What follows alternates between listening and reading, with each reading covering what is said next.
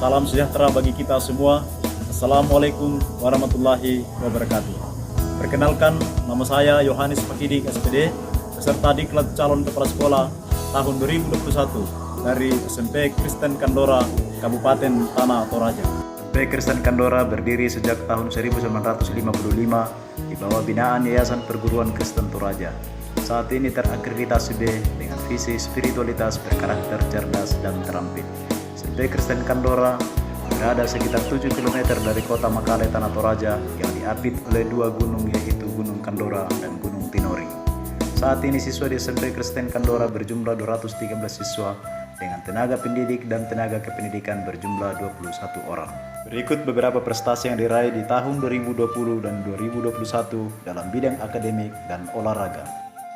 Berdasarkan hasil kajian dan analisis rapor mutu tahun 2020 dan hasil observasi sebagai analisa awal, ditemukan satu masalah utama dalam pembelajaran, yaitu rendahnya minat dan motivasi peserta didik dalam mengikuti pembelajaran, karena sebagian besar guru masih menerapkan model dan metode pembelajaran yang konvensional, yakni berceramah sepanjang pembelajaran, sehingga prestasi belajar peserta didik menjadi rendah. Solusi dari masalah tersebut ialah melakukan workshop peningkatan kompetensi guru di dalam menerapkan model-model pembelajaran. Berkoordinasi dengan pengawas sekolah selaku mentor 1, Bapak Dr. Andus Enos Antu. Melakukan sosialisasi kepada guru, tenaga kependidikan, dan peserta didik. Bentuk panitia, merancang program kerja dan anggaran, serta berkomunikasi dengan narasumber. Melakukan persiapan pelaksanaan workshop. Dalam pengembangan pendidikan di tempat ini Akan kita evaluasi. Ini yang terjadi. Zaman Pada hari pertama pelaksanaan workshop, dilakukan pemaparan materi model-model pembelajaran oleh narasumber Ibu Sherly Surentu SPD STH dan pembimbingan penyusunan RPP oleh peserta dengan menggunakan model-model pembelajaran. Pada hari kedua pelaksanaan workshop, peserta melakukan presentasi hasil penyusunan RPP dengan menggunakan model-model pembelajaran. Selanjutnya, di akhir kegiatan workshop, peserta mengisi instrumen MONEF. Hasil analisis data MONEF menunjukkan bahwa masih ada 2 peserta workshop yang belum mencapai ketuntasan, sehingga perlu ditindaklanjuti pada siklus 2.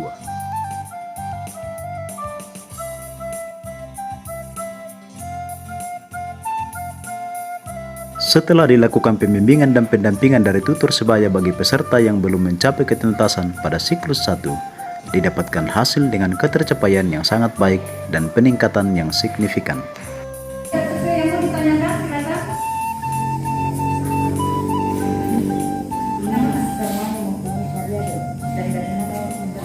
Seminggu setelah pelaksanaan workshop, dilakukan MONEF untuk mengukur dampak keberhasilan kegiatan terhadap peningkatan kualitas pembelajaran bagi peserta didik dan pencapaian students well-being dengan membagikan instrumen kepada peserta didik secara sampling untuk diisi. Hasil analisis data instrumen MONEF menunjukkan dampak yang baik terhadap peningkatan kualitas pembelajaran bagi peserta didik dan memberikan dampak yang sangat baik terhadap pencapaian students well-being.